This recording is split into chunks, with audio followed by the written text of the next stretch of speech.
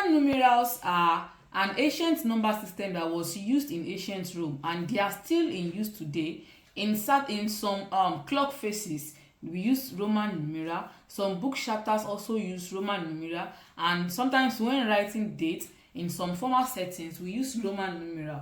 So Roman numerals are based on 7 basic symbols, which are these. 1 is represented with I, 5 with V, 10 with X, 50 with L, 100 with C, 500 with D, and 1000 with M.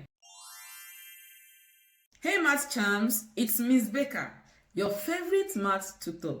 So grab your pen, your jotter, and maybe a snack. Let's solve some problems together. Now, there are some key rules for Roman numerals. When smaller numerals are placed after large numerals, that means we are adding. For example, this is a smaller numeral and this is a larger numeral. 5 is bigger than 1. So when we have something like this, that means we are adding 1 to 5.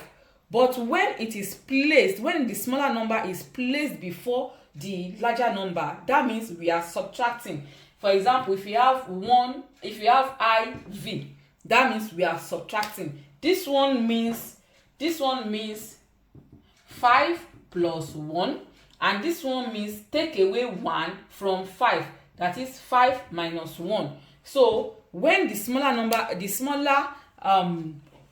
value is placed after, that means we are adding. If it is placed before, that means we are adding. And sometimes also we can repeat some numerals to add up to a number. For example, if we have I, this means 3, because this means 3. So also we can have something like, we can have X. This means X is 10. So this means 10 plus 10 plus 10. So that means 30. So let's convert some numbers to Roman numerals.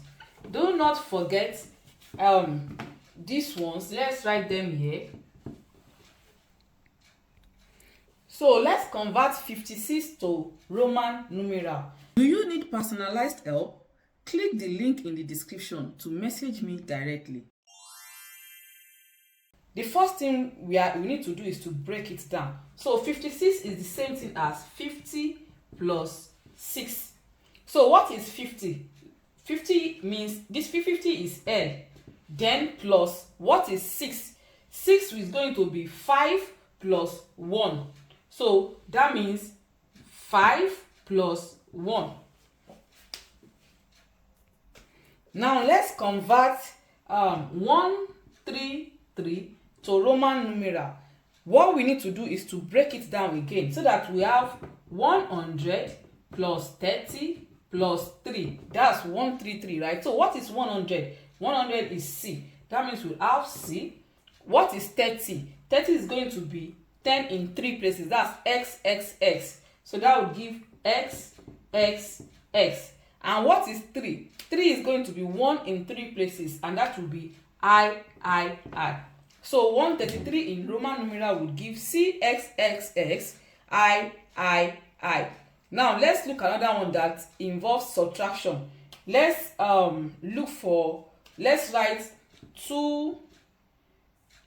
write 1999 in Roman numeral. Let's break it down again, so that we would have 1000 plus, okay, let's move up.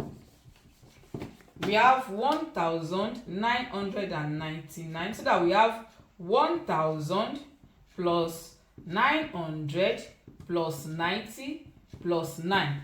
So now let's take it one after the other. What is 1000? 1000 is M.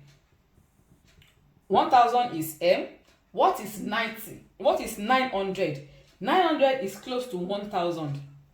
And 1000 is M. So since 900 is close to 1000, 900 is 1000 minus 100, right? Because it is close to M, than it is close to 500. when you have a number like that, just look at which of these ones it is close to. So it is closer to m than it is to 500. So we are subtracting 100 from 1000 to get 900. So, and don't forget that when we are subtracting, the smaller one will be by the left. What is 1000? 1000 is m. What is 100? 100 is c. Because if you write it like this means 1000 plus 100. That's 1100. But because we are subtracting, we will write it by the left. So writing it by the left means you are subtracting. So this would give cm. And what is 90? To get 90 now, 90 is closer to 100 than it is to 50. So what is 100? 90 would be 100 minus 10, right? So what is 100? 100 is c. What is 10? 10 is x. Because we are subtracting, we will put x to the left so that we would have xc. And then what is 9? 9 will be 10 minus 1. So 9 is 10 minus 1. What is 10? X. What is 1? I. Because we are subtracting, we will put it to the left. So this would give ix. So now we will now combine all together because we are adding. It's 1000 plus this plus this plus this. We first have to split everything out after getting the value of each one. Then you can now put it together so that we now have 1999 will now give MCM XCIX.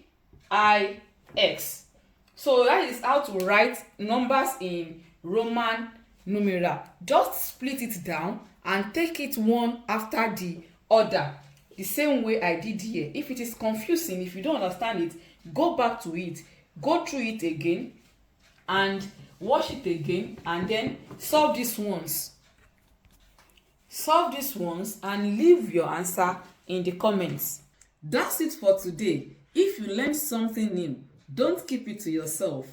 Like, share, and drop your answers or thoughts in the comments.